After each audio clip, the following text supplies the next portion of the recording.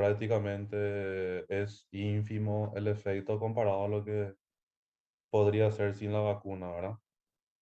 Bueno, el día de hoy vamos a estar desarrollando la clase que corresponde a duodeno y páncreas. La clase de la semana pasada, del viernes pasado, vamos a estar recuperando el día que me confirme Guille. Entonces, ese día les voy a subir la videoclase y también habilitar el link para que puedan marcar su asistencia. Antes de iniciar la clase, voy a dejar unos minutos para que de repente si hay alguna consulta sobre los temas que ya se desarrolló o cualquier tipo de consulta y luego ya empezamos la clase.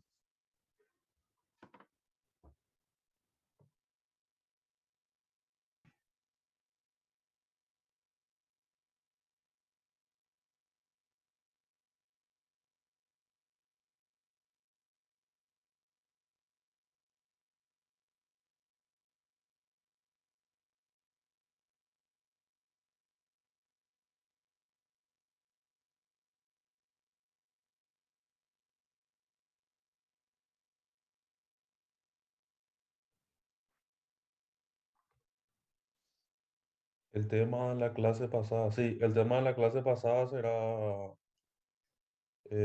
hígado, vías biliares y vaso.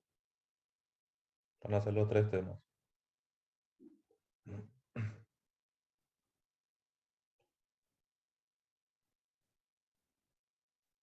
La parte del estómago que no está peritonizada y es así como le dije en la clase, la parte posterior del fundus y una pequeña parte del cardias.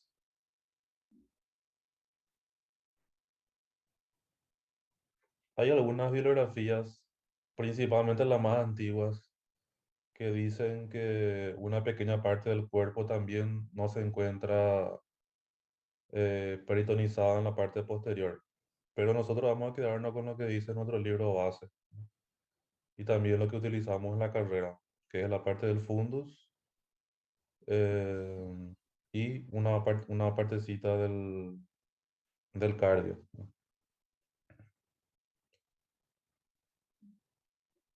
Sí, el fornix hace parte del fundus.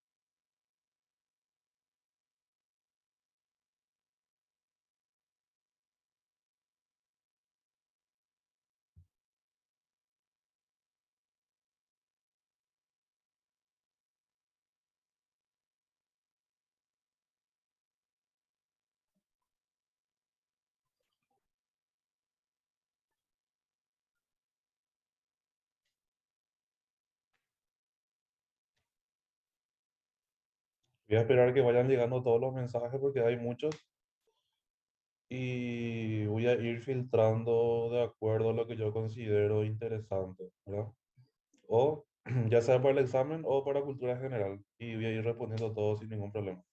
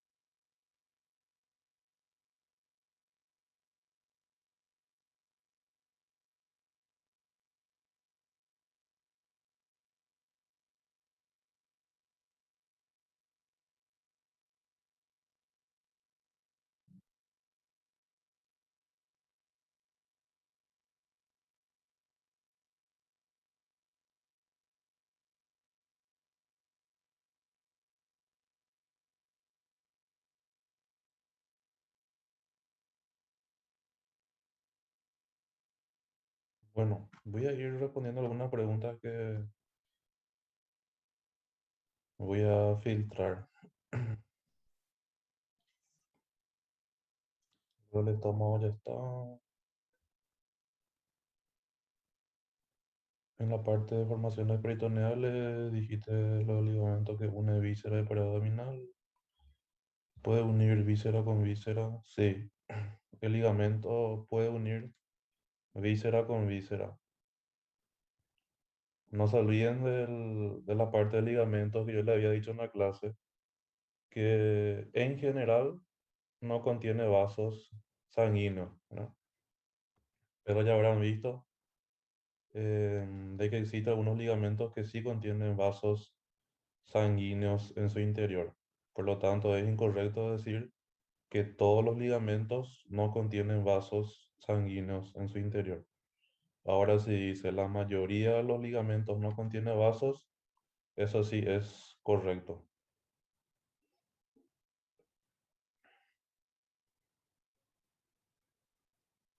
Lo del triángulo de la B respecto a su límite con el hígado corresponde a su borde inferior. Sí, esa parte del triángulo de la B, yo en las clases le dije solamente el límite hígado, ¿verdad? Porque justamente en la clase de hígado le voy a estar explicando ese inconveniente que suele tener el Atarjet de que una parte dice borde anterior del hígado cuando describe el triángulo de la B en el estómago, pero luego cuando habla de hígado menciona el borde inferior y en relaciones del borde inferior dice que es uno de los límites del triángulo de la B. Adelantando un poco, antiguamente se describía más de un borde en el hígado, ¿verdad? Que principalmente, por ejemplo, en el caso del libro de Testú, menciona de que el borde anterior es el que origina o del cual se desprenden el borde superior y el borde inferior del hígado. Pero eso lo voy a estar explicando mejor en la clase de hígado, ¿sí? Voy a dar énfasis en eso. Ya iba a dar luego énfasis, pero voy a, voy a recalcar más justamente gracias a la consulta que me hicieron.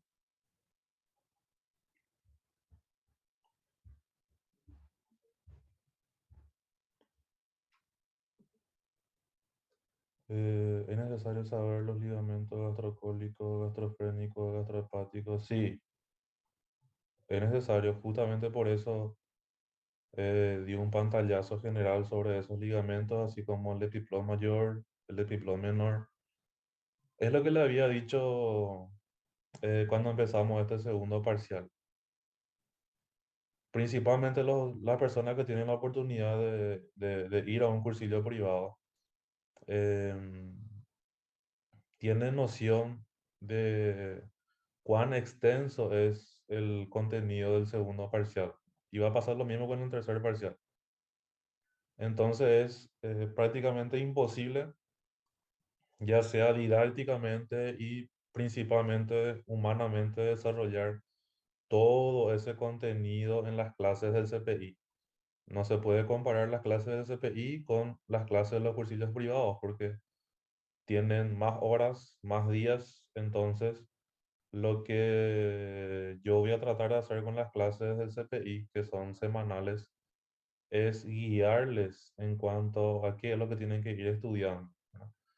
Y como les dije en la primera clase, más del 90% del examen se va a guiar en cuanto a los temas que yo desarrollo en clase. Si yo digo algo por lo menos de un pequeño tema, como por ejemplo los ligamentos, epiplón mayor, epiplón menor, por cuestiones de tiempo no da para desarrollar por completo, pero si yo mencioné esas estructuras en la clase es porque tienen que leerlo en sus casas y desarrollarlos como debe ser.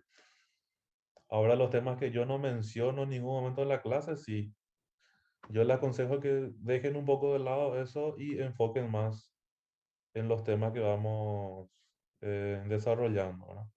Y principalmente lo que yo les voy diciendo durante las clases que considero que son temas para prestarlo mayor atención.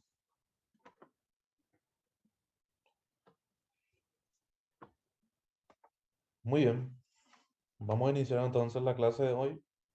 No va a ser una clase muy extensa debido a que esta primera parte ya me estoy ausentando de una actividad que tenía en el posgrado que le había mencionado, entonces no les quería dejar nuevamente sin clase el día de hoy, entonces me estoy dividiendo en el medio, ¿verdad? Pero dando prioridad a lo que es la clase de ustedes, entonces luego me voy a acoplar a mis otras actividades. Muy bien, vamos a iniciar entonces.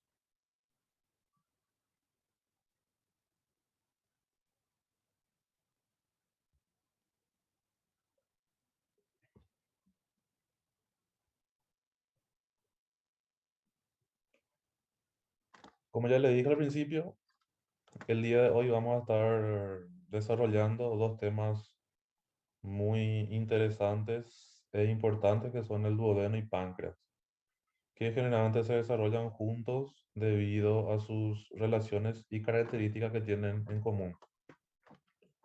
Iniciamos con el duodeno. Vamos a ver qué hay de interesante sobre el duodeno. En cuanto a las generalidades del duodeno, podemos mencionar de que consiste en la porción inicial del intestino delgado. El intestino delgado, como vamos a ver en la siguiente clase, tiene dos porciones, una porción fija y una porción móvil. La porción fija es la que le corresponde al duodeno y la porción móvil al yeyuno íleo. Generalmente, en algunas situaciones quieren confundir de que el duodeno no hace parte del intestino delgado. Y sí, el duodeno es la parte inicial del intestino delgado. ¿Qué más?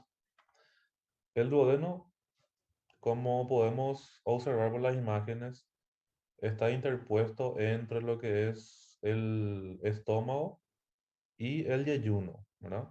Ya que el duodeno es continuación del estómago y luego el duodeno a nivel de la flexura duodeno-yeyunal se continúa con la porción móvil del intestino delgado que es el yeyuno. Y en cuanto a su extensión, podemos mencionar de que el duodeno se extiende desde el píloro que marca la terminación del estómago hasta la flexura duodeno-yeyunal. El duodeno presenta algunas características que son las siguientes. Presenta un adosamiento casi completo al peritoneo parietal posterior. Como vamos a ver, eso lo realiza por medio de fascias de coalescencia, principalmente las fascias que vamos a estar desarrollando el día de hoy, ¿no? El duodeno, como podemos observar en la imagen, eh, se encuadra, le rodea a lo que es el páncreas, ¿verdad? El marco duodenal, también algunos lo denominan debido a eso, y tiene una forma de anillo incompleto, ¿verdad? Por la íntima relación que tiene con el páncreas, principalmente con la cabeza del páncreas.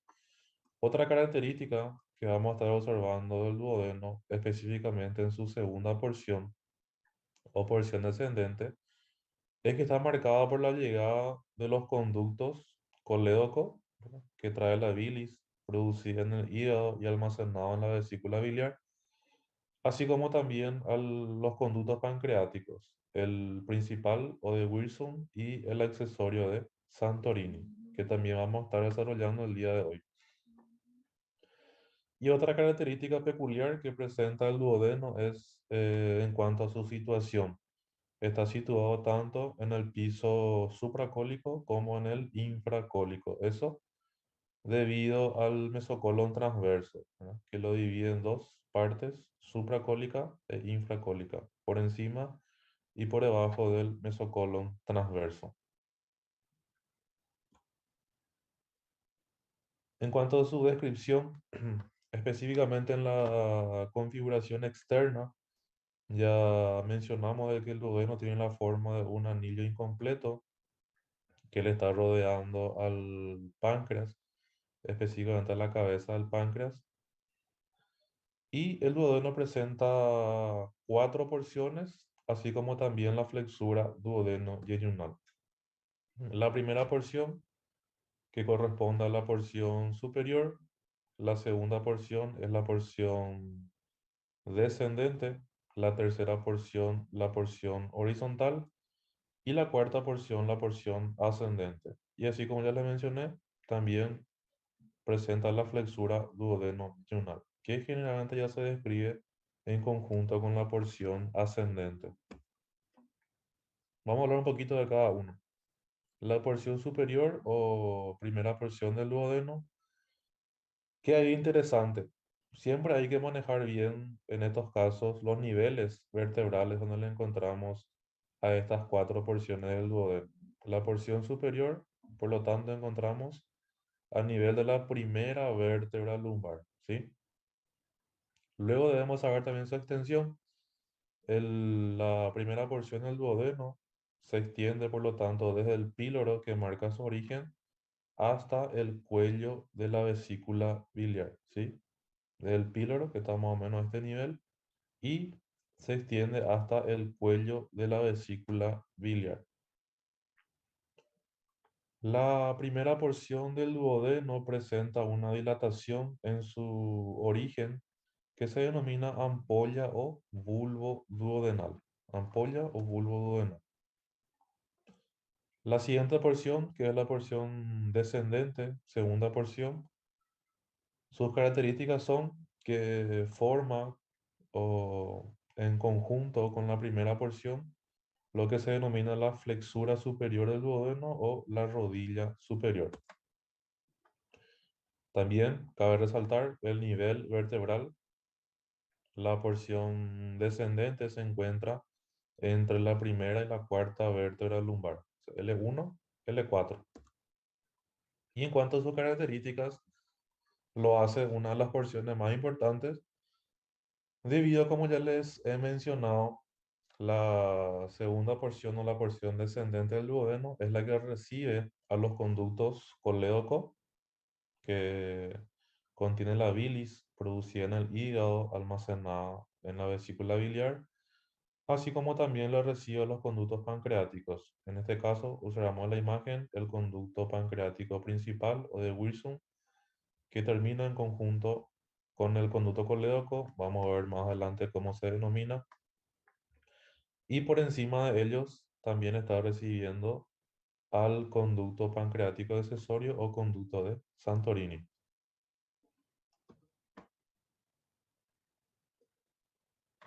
La tercera porción del duodeno, porción horizontal, forma junto con la segunda porción del duodeno la flexura inferior o rodilla. El nivel, también no se olviden, encontramos a nivel de L2 y L3, ¿sí? Aproximadamente.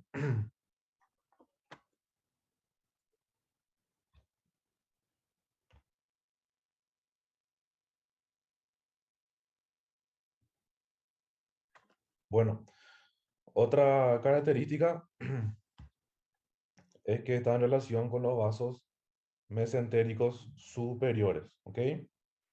Vasos mesentéricos superiores. Y una característica importante que presenta la tercera porción del duodeno es que está contenido en una pinza denominada aórtica mesentérica o compás de Wilkie, ¿sí? Es contenido, como vamos a ver en la siguiente imagen. La siguiente porción, que es la porción ascendente o cuarta porción, el nivel vertebral, no se olviden. Y como ya les había mencionado, vamos a describirlo ya en conjunto con la flexura duodeno-yeyunal, ¿verdad? ¿Qué es lo importante de la flexura duodeno-yeyunal? O también se lo conoce como ángulo duodeno-yeyunal.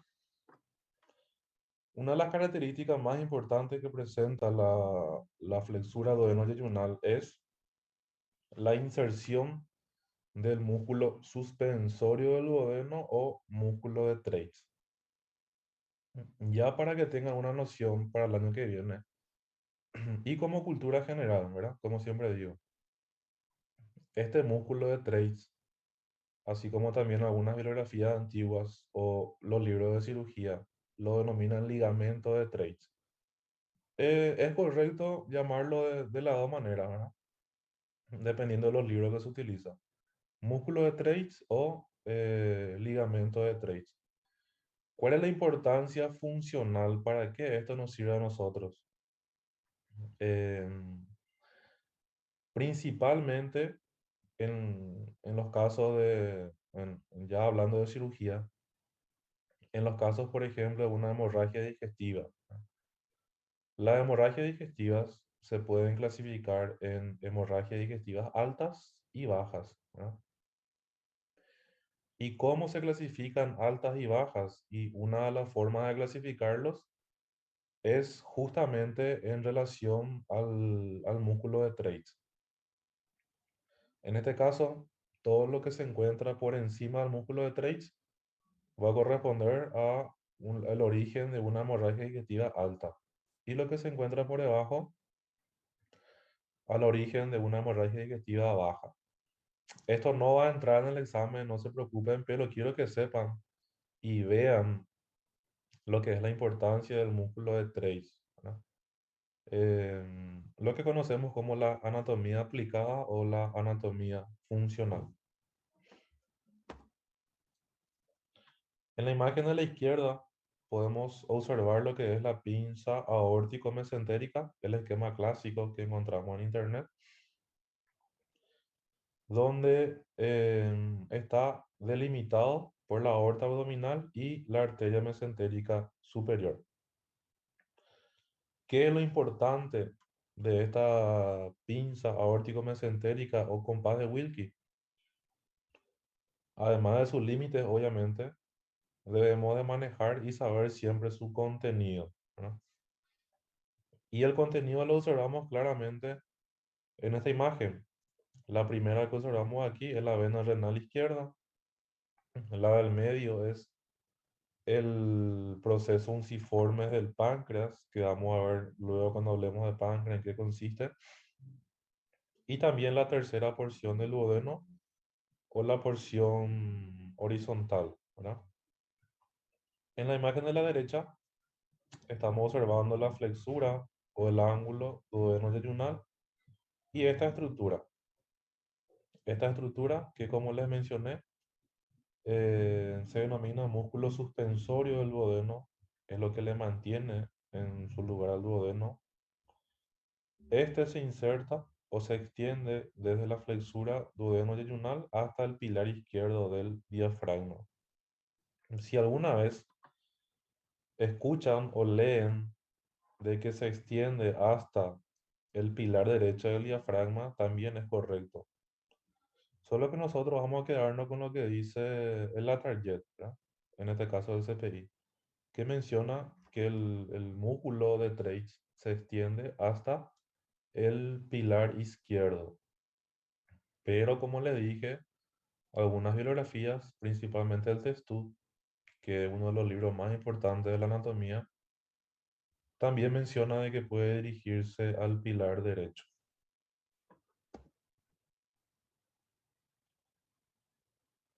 Muy bien. Siguiendo, en la parte interna del interior del duodeno, observamos lo que se denomina las papilas duodenales o carúnculas, ¿sí?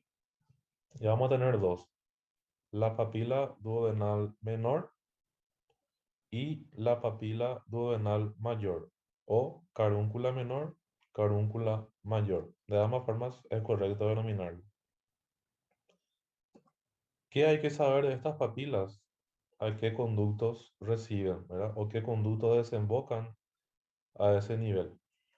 La papila menor o carúncula menor está marcada por la desembocadura del conducto pancreático accesorio o conducto de Santorini. Esta papila menor, otra característica que podemos escribir es que se encuentra a 2 a 3 centímetros por encima de lo que es la papila o carúncula mayor. Y la papila mayor está marcada por la desembocadura en conjunto de lo que es el conducto colédoco y el conducto pancreático principal o conducto de Wirsum. Esto, como vemos en la imagen, la desembocadura en conjunto de los dos forman lo que es la ampolla hepato-pancreática o ampolla de Vater, y estas están envueltas por filas musculares que forman un esfínter muscular que es el esfínter de Oddi. Este esfínter de Oddi tiene una función muy importante, ya que este, como lo dice su nombre, es un esfínter que se opone al reflujo. ¿Dónde está la importancia de que este esfínter se oponga al reflujo? Ya que si ocurre un reflujo, ya sea del contenido duodenal, del contenido del conducto colédoco, que es la bilis, o propiamente del jugo pancreático, ¿qué va a pasar? Van a introducirse nuevamente por medio del conducto pancreático hacia el páncreas. Cuando ocurre eso, se activa las enzimas que encontramos dentro del páncreas y eso genera una autodestrucción del órgano. Eso a grandes rasgos es lo que consiste en la fisiopatología, o sea, la causa de lo que lleva a una patología bastante frecuente en el país, que es la pancreatitis, ¿verdad? La pancreatitis, por lo tanto, una de sus causas más frecuentes es el reflujo del contenido, ya sea duodenal, bilis o su propio jugo pancreático hacia el páncreas. Como ya le dije, eso activa unas enzimas que están dentro del páncreas y eso produce una autodigestión. Es como si fuese que se autodestruye el páncreas y como consecuencia se produce la pancreatitis. Como cultura general, una de las causas principales que puede llevar a una pancreatitis es la obstrucción acá de la ampolla de Vater por medio de la litiasis de origen vesicular, ¿verdad? Litiasis son las famosas piedras. Sería la piedra de la vesícula. Las piedritas descienden por el conducto colédoco y una vez que llegan a nivel de la ampolla de Vater, obstruyen la ampolla. Por lo tanto, el único camino que encuentran tanto la bilis como el jugo pancreático es regresión, volver hacia el páncreas y producir todo el daño que ya les mencioné. De ahí entonces, para explicar un poquito la importancia que tiene el esfínter de Oddi.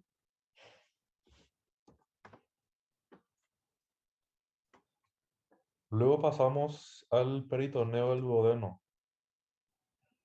La primera porción del duodeno, por la presencia de la arteria gastroduodenal que está cruzando por detrás de la primera porción del duodeno, se divide en dos segmentos.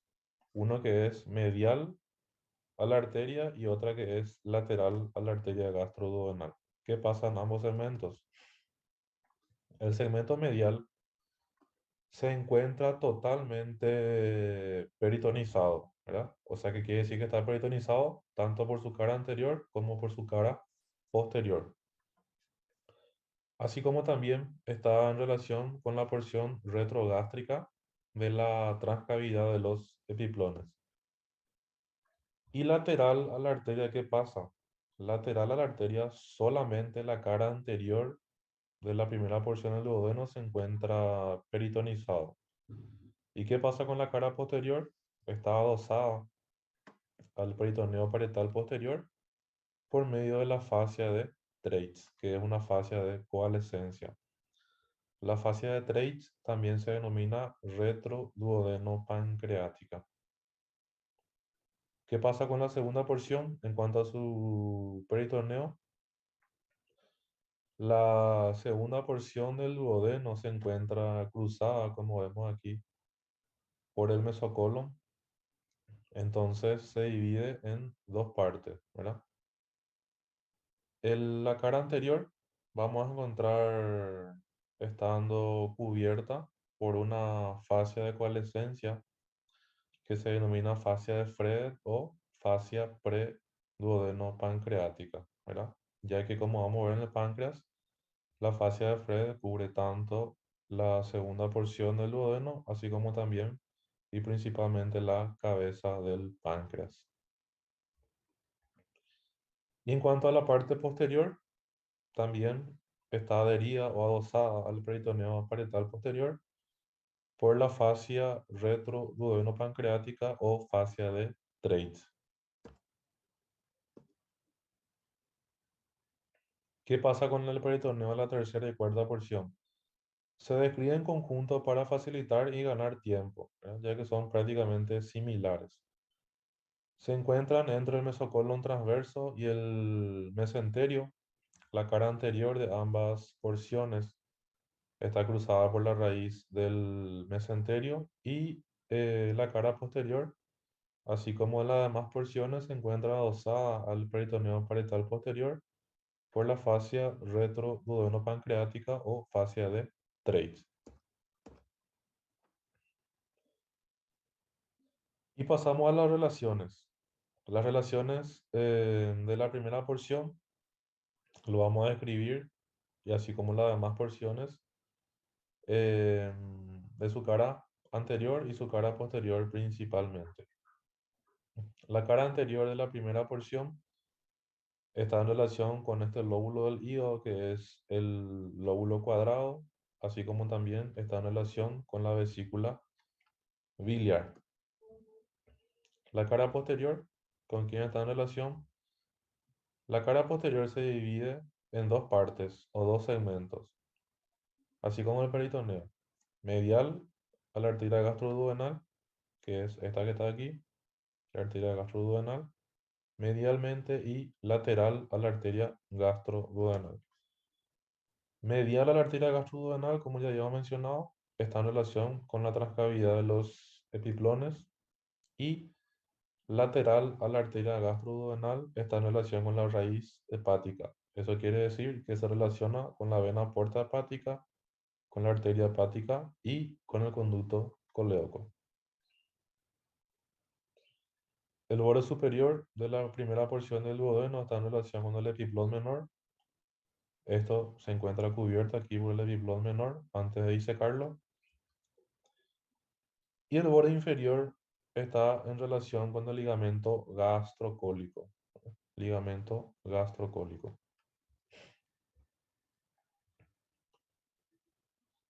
¿Qué pasa con las relaciones de la segunda porción del duodeno? Por su cara anterior, está en relación también con el hígado, específicamente con la cara visceral del hígado, así como también está en relación con el mesocolon transverso y con el colon transverso. Su cara posterior está en relación con la fascia de coalescencia, así como también con el riñón derecho, como podemos ver aquí en la imagen. El borde medial de la segunda porción del duodeno está en relación íntima con la cabeza del páncreas. También tiene una relación íntima con el conducto colédoco, así como también, como vemos aquí en la imagen, una partecita de los arcos pancreato duodenales, ¿sí? Arcos pancreato duodenales, que vamos a estar viendo más adelante cómo se forman. La tercera porción del duodeno, por su cara anterior, está en relación o está cubierto por las asas delgadas, así como por la raíz del mesenterio. Asas delgadas y raíz del mesenterio. Otra relación importante, como ya vimos en la descripción de la tercera porción del duodeno, es la relación que presenta con los vasos mesentéricos superiores. No olviden que la arteria mesentérica superior con la aorta abdominal forma una pinza denominada aórtico-mesentérica cuyo contenido o uno de los contenidos es la tercera porción del duodeno, así como también el proceso unciforme del páncreas y la vena renal izquierda. La cara posterior de la tercera porción del duodeno está en relación con la vena cava inferior, como vemos aquí, así como también con la aorta. Y también se relaciona con la arteria mesentérica inferior, que es otra rama de la aorta abdominal. Por su borde superior, la tercera porción del duodeno está en relación con el proceso unciforme del páncreas, que vamos a estar viendo más adelante en qué consiste. Y por su borde inferior está en relación o está por encima de lo que es la bifurcación aórtica y también está en contacto con la pinza aórtico-mesentérica. Tercera porción del duodeno, siempre que se hable ya hay que relacionar directamente con la pinza aórtico-mesentérica. Nunca se olviden de eso. Y las relaciones de la cuarta porción y la flexura duodeno-yeyunal. Como les dije, el duodeno presenta cuatro porciones y la flexura duodeno-yeyunal. Pero para simplificar las cosas, a la flexura siempre se lo describe en conjunto con la cuarta porción del duodeno. La cara anterior está en relación con la raíz del mesenterio. La cara posterior encontramos la relación con la raíz renal izquierda que se encuentra cubierta acá, porque es posterior. La parte superior está en relación con el borde inferior del páncreas, que está acá. Y la cara izquierda hay una relación muy importante, bastante interesante, que es el arco vascular de Treitz. Arco vascular de Treitz. ¿Qué es lo importante del arco vascular de Treitz? Obviamente saber cómo está delimitado. Y está delimitado por dos estructuras, una arteria y una vena. En este caso, la arteria está representada por la arteria cónica izquierda y la vena por la vena mesentérica inferior. ¿Tá? Vena mesentérica inferior.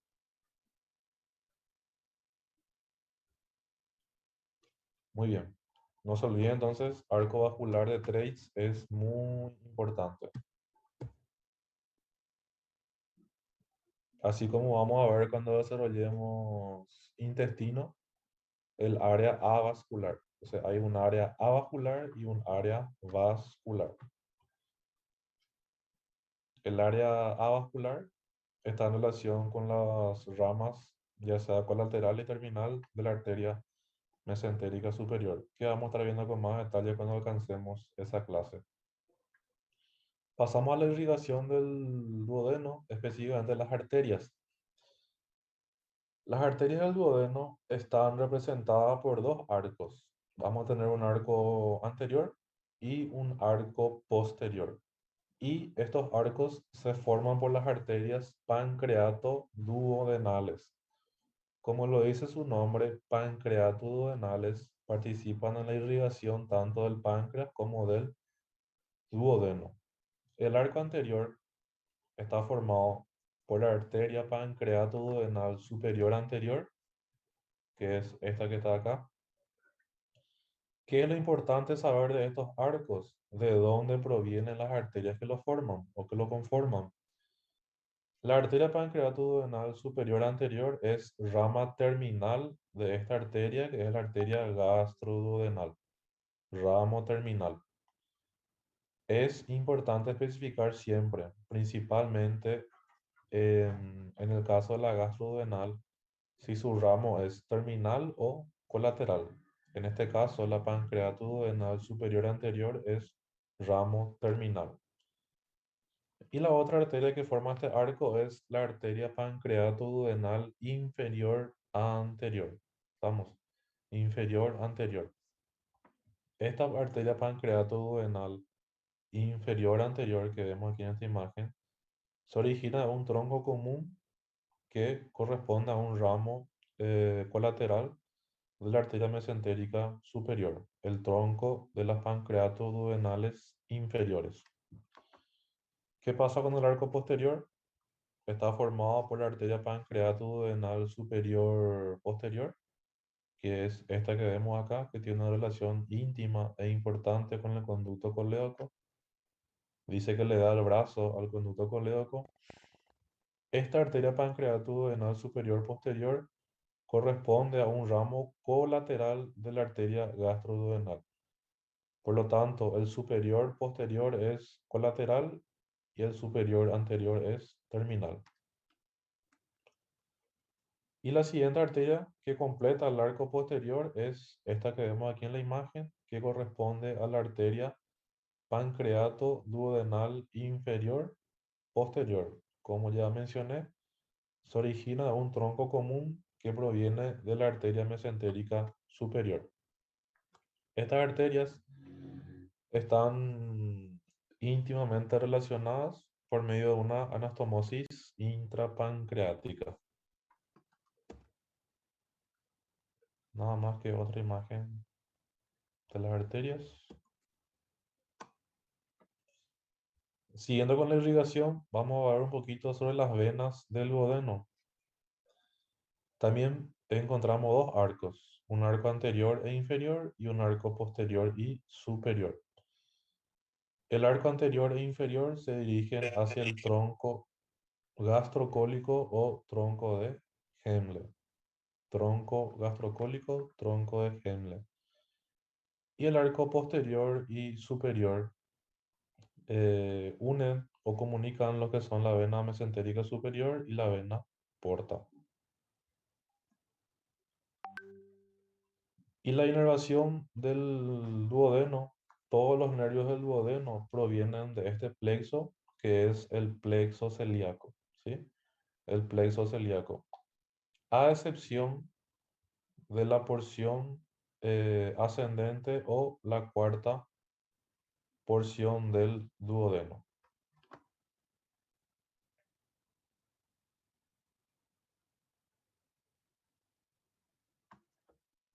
Bien, seguimos con el páncreas para poder terminar la clase y luego habilitar unos minutos para consulta.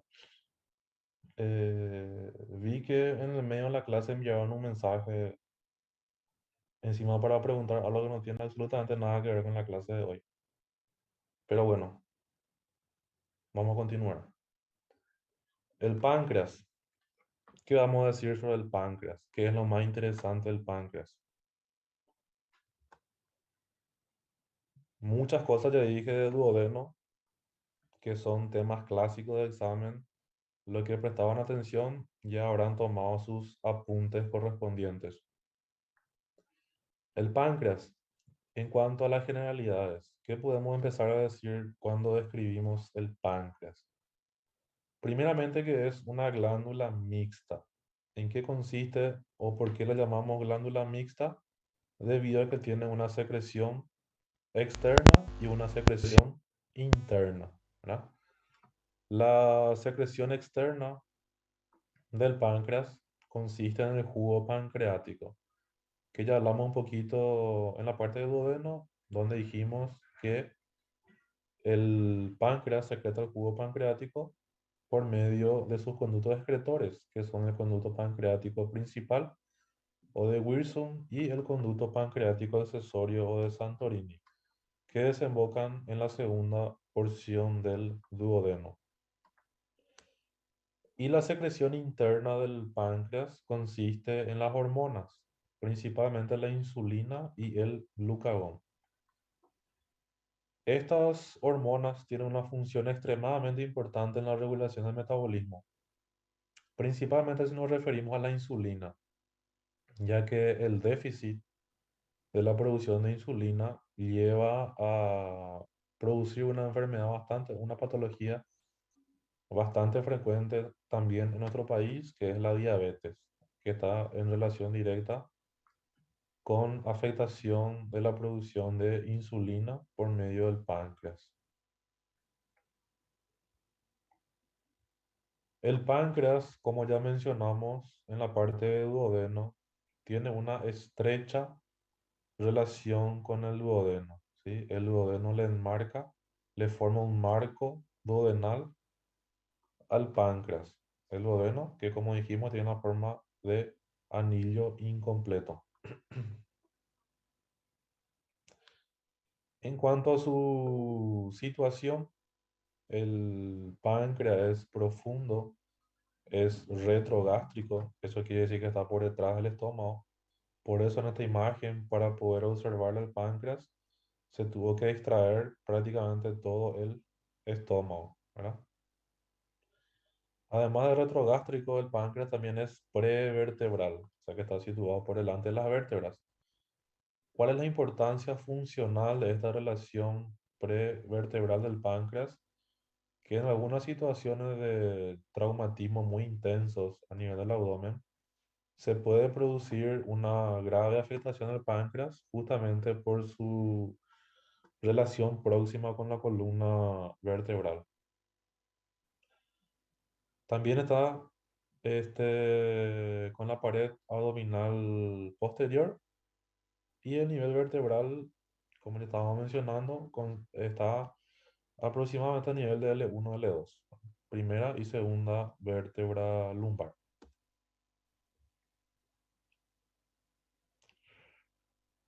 En cuanto a la descripción, específicamente la configuración externa del páncreas, ¿qué podemos decir? El páncreas presenta cuatro porciones. Tiene una forma alargada, como se puede ver, y presenta cuatro porciones, que es la cabeza del páncreas, el cuello, el cuerpo y la cola del páncreas. Iniciamos con la cabeza del páncreas. ¿Qué hay de interesante a nivel de la cabeza del páncreas? Como ya venimos mencionando, tiene una íntima relación con el duodeno, principalmente su borde superior y su borde derecho, que presentan un canal donde viene a alojarse el duodeno, ¿sí? Como Gregoire ya lo mencionó en su momento, es como si fuese el neumático con la llanta. ¿Qué más podemos decir? La cabeza del páncreas se inclina medialmente y forma una especie de gancho, ¿no? Con mucha imaginación. Una especie de gancho, y a eso se le denomina proceso unciformes del páncreas, que ya habíamos mencionado cuando hablamos del contenido de la pinza aórtico-mesentérica. Este proceso unciforme del páncreas se encuentra por detrás de los vasos mesentéricos superiores y presenta una íntima relación con la vena mesentérica superior, ya que este forma un canal, una excavación sobre el proceso unciforme del páncreas, más o menos a este nivel. Un canal que forma la vena mesentérica superior. La segunda porción del páncreas es el cuello, que está aproximadamente a este nivel. ¿Qué podemos decir del cuello? Sus límites. El cuello está limitado o extendido entre la primera porción del duodeno y a este nivel que se denomina incisura del páncreas, que vamos a ver enseguida para qué sirve. Entre la primera porción, por lo tanto, del duodeno y la incisura del páncreas. El cuello presenta dos tubérculos, un tubérculo anterior y un tubérculo posterior o tubérculo omental. Y como ya les mencioné, hay una región que se denomina incisura del páncreas, cuya importancia topográfica es que a ese nivel encontramos a los vasos mesentéricos superiores.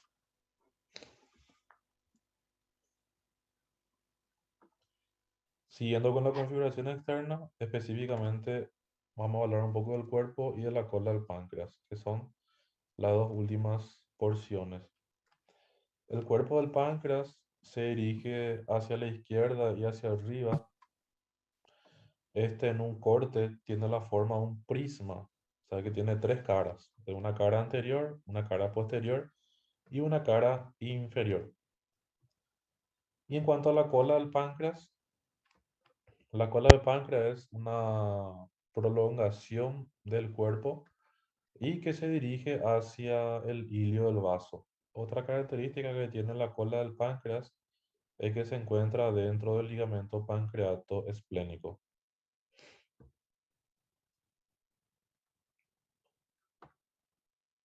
Y vamos a hablar un poco de los conductos excretores, lo que llevan el jugo pancreático hacia la segunda porción del duodeno. Vamos a iniciar con el conducto pancreático principal, también denominado conducto de Wilson. ¿Qué podemos decir sobre este conducto? El conducto de Wilson se origina a nivel de la cola del páncreas, como vemos aquí en la imagen. ¿M? Cola del páncreas, por lo tanto. Otra cosa, el trayecto. El conducto de Wilson recorre tanto la cola del páncreas, el cuerpo y a nivel de la cabeza del páncreas se ubica en la parte posterior, ¿sí? Y vamos a ver por qué. Se encuentra entonces en el centro del páncreas y a nivel de la cabeza, como ya les mencioné, se ubica en su parte posterior. Otra cosa importante que siempre tienen que saber, ya sea para el CPI o para la carrera, es los segmentos o las porciones que drena tanto el conducto pancreático principal, así como el conducto pancreático accesorio. El conducto pancreático principal es el que se encarga de drenar o de recoger la mayor parte de lo que corresponde a la producción del páncreas. Por lo tanto, quiere decir que drena la parte de la cola, el cuerpo, así como también la parte posterior de la cabeza del páncreas. Solamente la parte posterior, porque como vamos a ver, la parte anterior va a ser drenado por el conducto pancreático accesorio o de Santorini. Y la terminación del conducto pancreático principal o conducto de Wilson, como ya venimos mencionando, se produce en conjunto. ¿Con quién? Con el conducto colédoco. El conducto colédoco, que corresponde a la vía biliar principal, cuyo contenido es la bilis que se produce en el hígado y se almacena en la vesícula biliar. La unión del conducto pancreático principal con el conducto colédoco forma lo que se denomina la ampolla hepatopancreática o la ampolla de Vater. Y como ya mencionamos en la parte del duodeno, estos están rodeados por el esfínter muscular o el esfínter de Oddi, que también ya mencionamos su importancia funcional para evitar el reflujo. El conducto de Santorini o conducto pancreático accesorio, este se origina a nivel de la cabeza del páncreas. ¿Cómo se origina? Se desprende de lo que es el conducto pancreático principal, ¿sí? Cabeza del páncreas desprendiéndose del conducto pancreático principal. En su trayecto tiene una relación importante. ¿Cuál es? Cruza por delante del conducto colédoco. Cruza por delante del conducto colédoco. ¿Qué parte drena? Como ya les mencioné anteriormente, solamente drena la porción anterior de la cabeza del páncreas. Solamente la porción anterior de la cabeza del páncreas.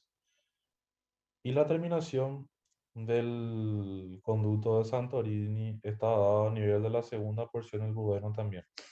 Específicamente, ambos desembocan en la parte posteromedial de la segunda porción del duodeno. Como ya vimos en duodeno, lo realizan por medio de aberturas que son las carúnculas o papilas duodenales.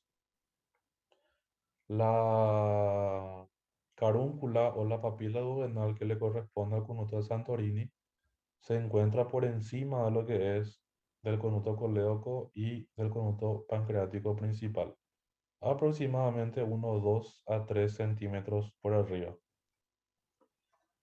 Carúncula menor.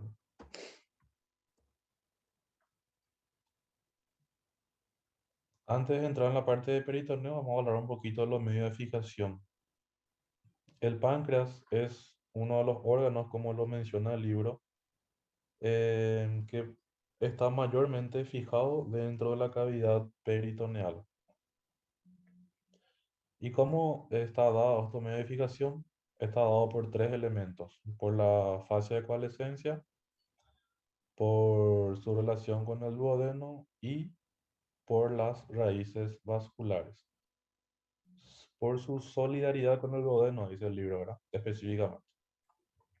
Las coalescencias describimos a nivel de la cabeza y del cuerpo del páncreas, ¿sí? Por detrás de la cabeza del páncreas corresponde a la fascia de Treitz, que ya venimos mencionando desde el duodeno, que también se denomina fascia retroduodeno-pancreática. Y el cuerpo del páncreas está adosado al peritoneo parietal posterior por medio de la fascia retropancreática o de Toll.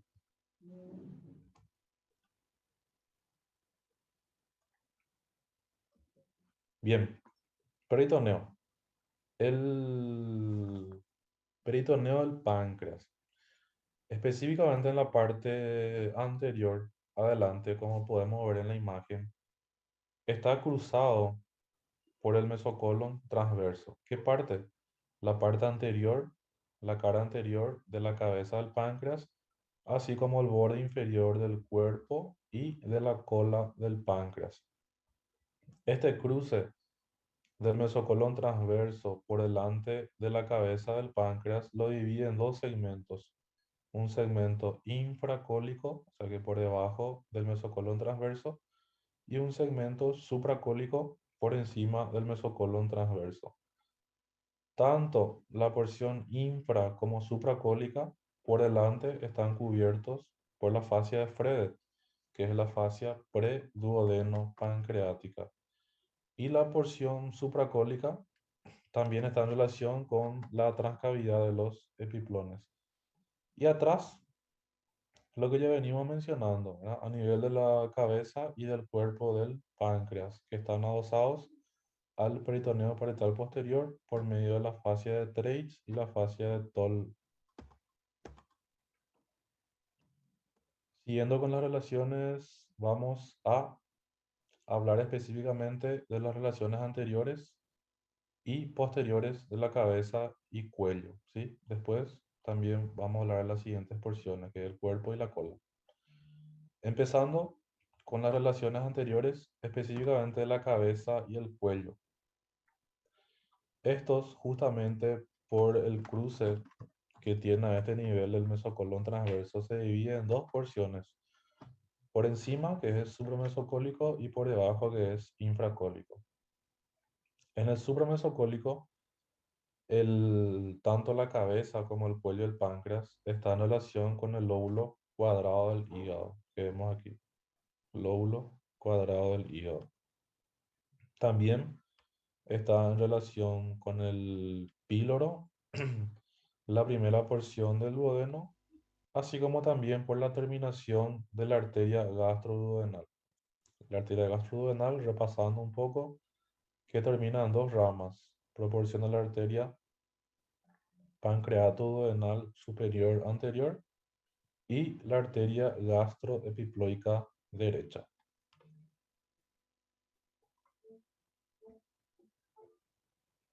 Ahora vamos a la porción inframesocólica de la cabeza y cuello. Aquí está en relación con las asas delgadas, ¿verdad?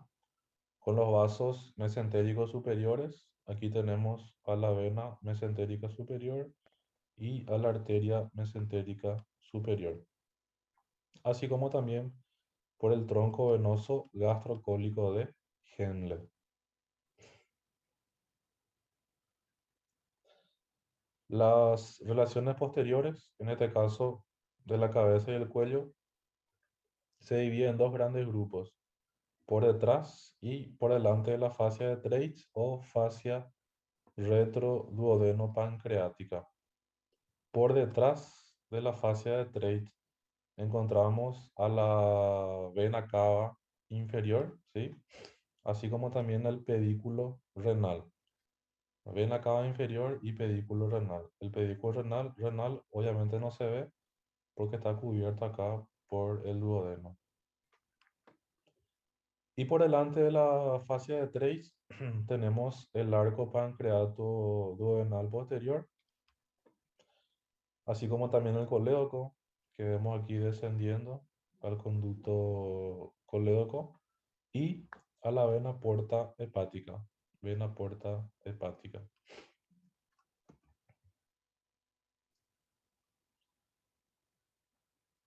Las relaciones del cuerpo y la cola, cuerpo y la cola del páncreas, están en relación con la transcavidad de los epiplones, este que le separa de la cara posterior del estómago. Esta es la transcavidad, como ya habíamos visto en la primera clase, que lo está separando de la cara posterior del estómago. Así como también están seguidos por los vasos esplénicos, la vena y la arteria esplénica. En cuanto a las relaciones posteriores, tanto la del cuerpo y la cola del páncreas, también lo dividimos en dos grupos, por detrás y por delante de la fascia de Treitz. Por detrás está la aorta abdominal, acá, tiene que venir acá la aorta abdominal, el pedículo renal, que está cubierto justamente por el cuerpo y por la cola del páncreas. También encontramos la relación del riñón con su glándula suprarrenal correspondiente, ¿verdad? Y la cola del páncreas, que está bien en relación con el vaso. Por delante tenemos la vena esplénica y los vasos mesentéricos inferiores.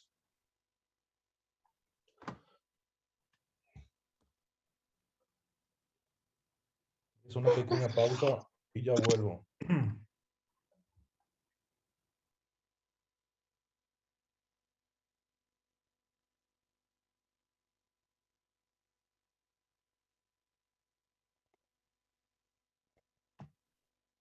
Bien, seguimos. Tomar un poco de agua. ¿En qué consiste esta imagen? Aquí vamos a describir lo que es la irrigación del páncreas, ¿verdad? Específicamente lo que corresponde a la parte arterial.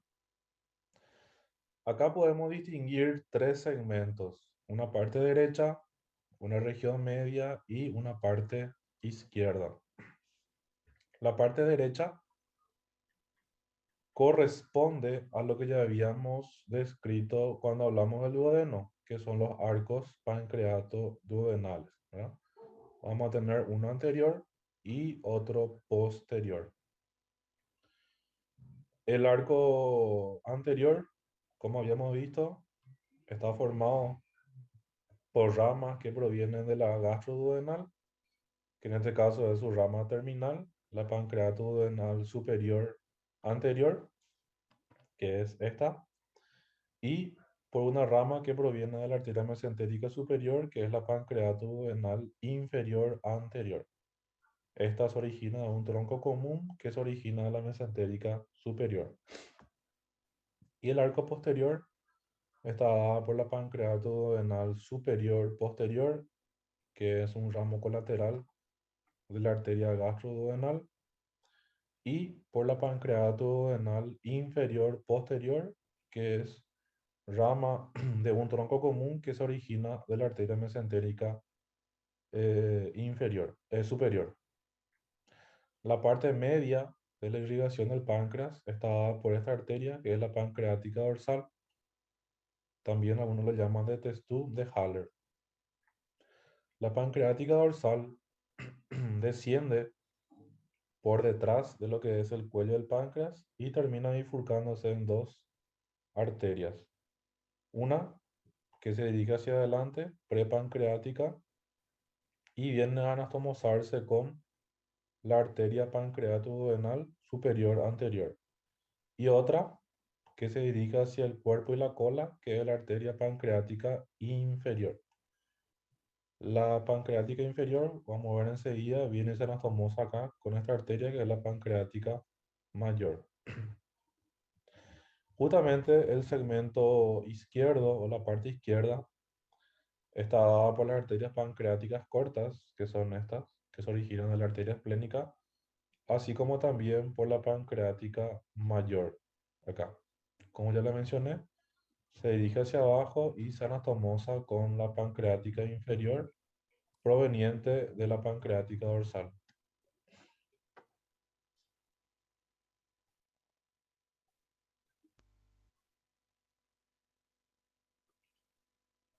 En cuanto a las venas del páncreas, así como en el duodeno, también se divide en dos grandes grupos, que son los de la derecha y la izquierda. Los de la derecha está dado por el arco pancreato duodenal anterior y el arco pancreato duodenal posterior.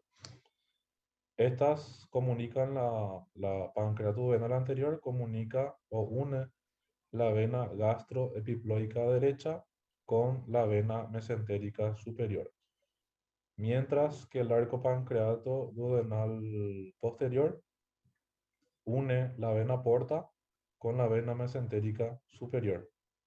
A la izquierda encontramos las venas pancreáticas que se dirigen directamente a la vena esplénica.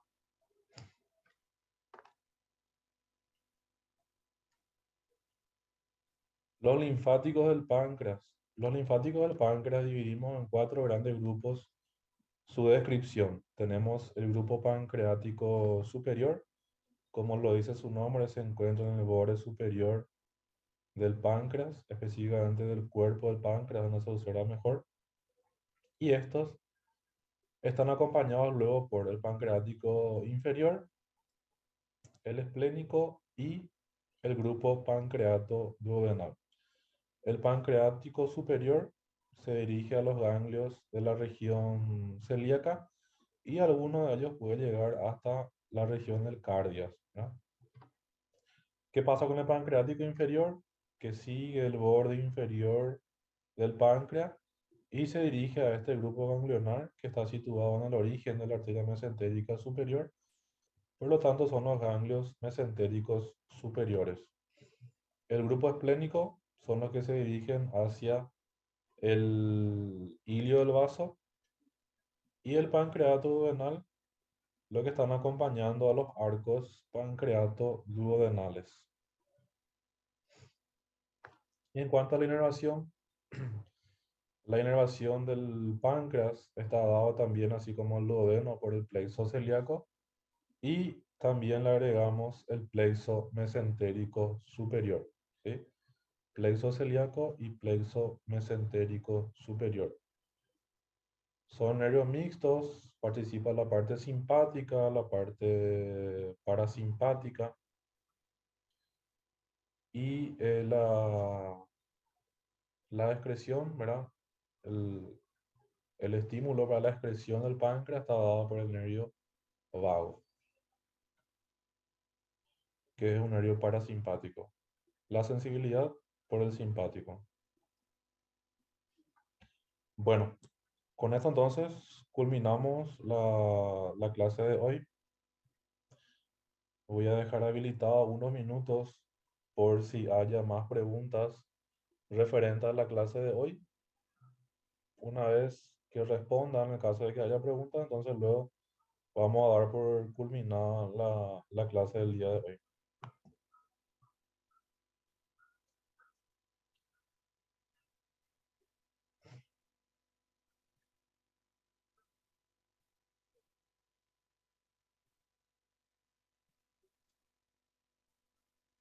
Vuelvo en unos 10 minutos y ya empiezo a responder las preguntas que hayan.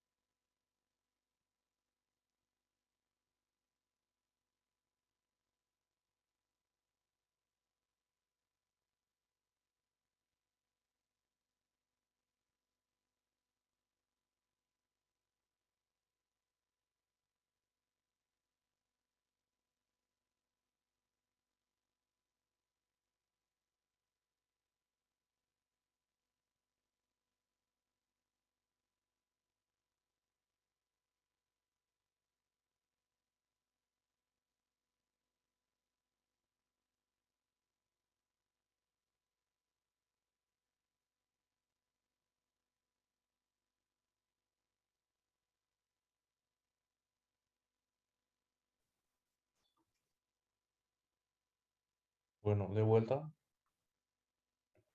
veo que no hay muchas preguntas, entonces esto solamente tiene dos motivos, ¿verdad? O la clase se entendió demasiado bien o no se entendió absolutamente nada. Pero espero que sea obviamente la primera opción. Vamos a ir respondiendo entonces las preguntas que hay. A ver, ¿cómo se forma el tronco gastrocólico de Henle? El tronco está conformado por la vena gastroepiploica derecha y la vena cólica derecha, ¿verdad? Y desemboca en la vena mesentérica superior. Nivel de las porciones del duodeno. Sí, podemos repetir sin problema. La primera porción del duodeno está a nivel de la primera vértebra lumbar. La segunda porción, que es la porción descendente, se encuentra entre la primera vértebra lumbar y la cuarta vértebra lumbar. La porción horizontal o tercera porción está a nivel de la segunda y la tercera vértebra lumbar. Y la cuarta porción, la ascendente, se encuentra a nivel de la cuarta. Ahora más.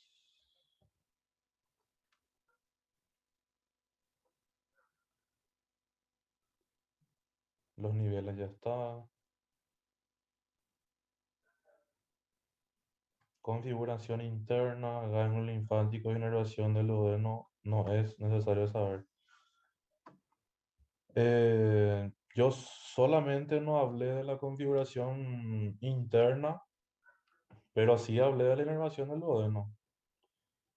La configuración interna, la primera parte no me parece, o sea, para anatomía no tiene mucha relevancia ahí lo que están las válvulas conniventes, las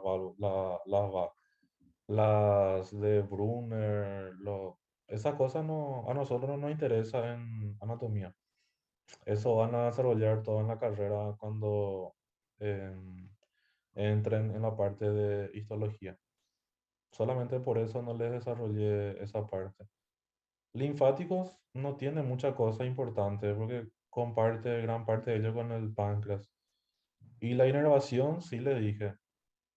Dije en la clase, entonces obviamente es importante.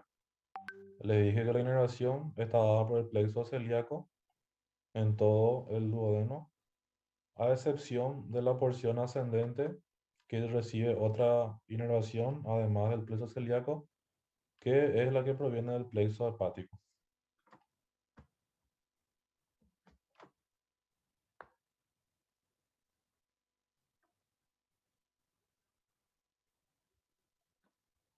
Conductos excretores, si le damos, sí, obviamente. Hablé muchísimo de los conductos excretores en la clase de hoy.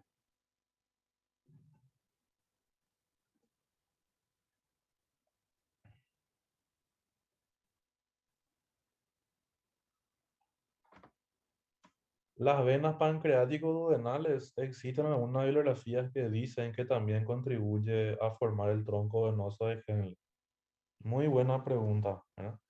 Pero nosotros vamos a quedarnos con la vena mesentérica superior, es la vena gastroepiploica derecha y la vena cólica derecha, ¿no?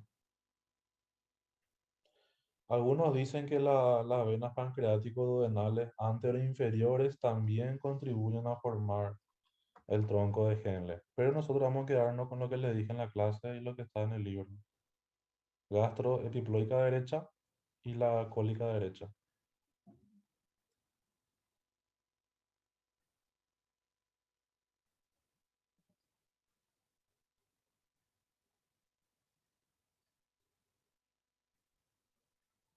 Tercera porción del páncreas, del duodeno, ¿verdad? Sí. La tercera porción es L2, L3, lo que ya le dije.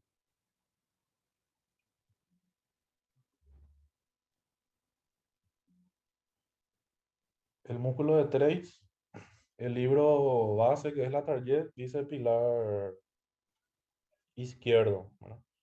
Pero como les dije, existen algunas bibliografías que dicen que también se puede insertar en el pilar izquierdo.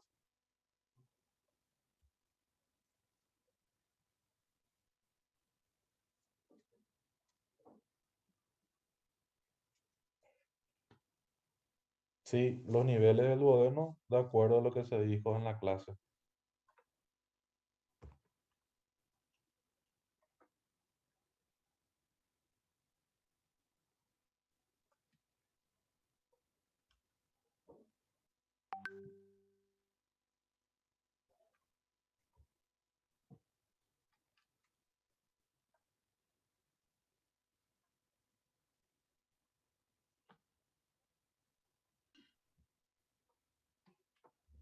En el libro dice cuarta porción. No, no. No sé si yo dije mal lo que pasó, pero le voy a volver a repetir por las dudas, ¿verdad? Primera porción, L1. Segunda porción, L1, L4. Tercera porción, L2, L3. Y cuarta porción, L2. ¿Ok?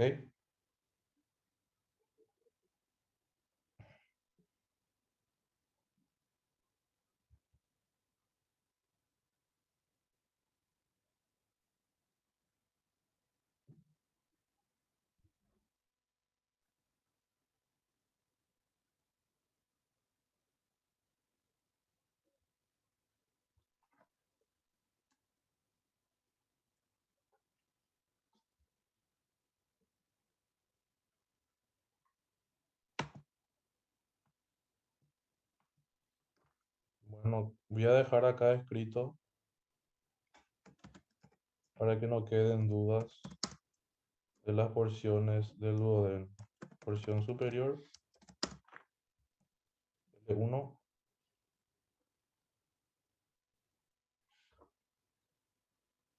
ya que se mezclan todos los mensajes y vamos a dejar bien delimitado. Porción descendente,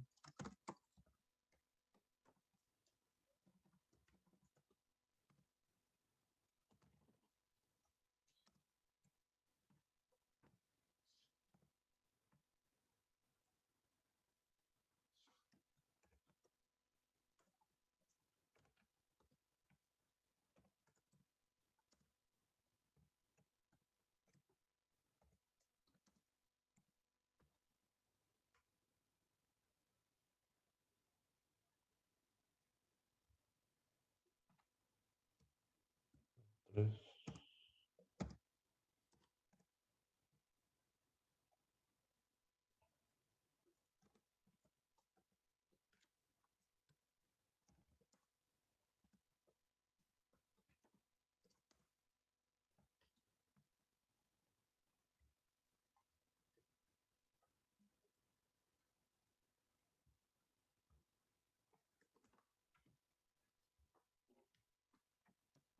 Bueno, ahí les envié sobre que va a ir llegando los niveles de las tres, de las cuatro porciones del duodeno, ¿ok?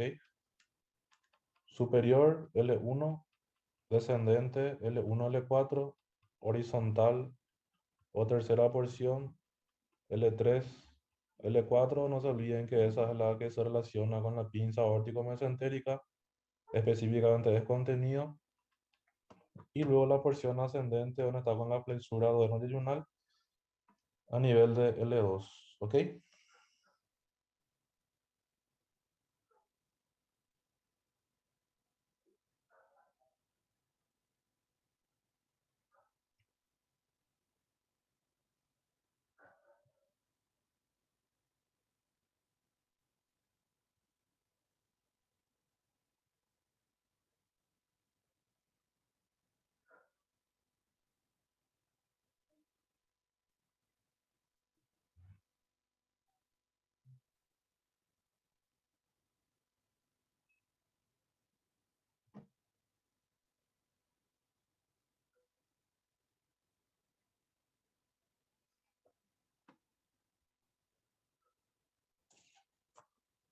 Bueno,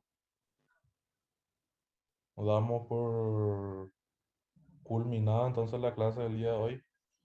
Espero que haya sido productiva, que hayamos podido aprender algo juntos y nos encontramos la próxima semana.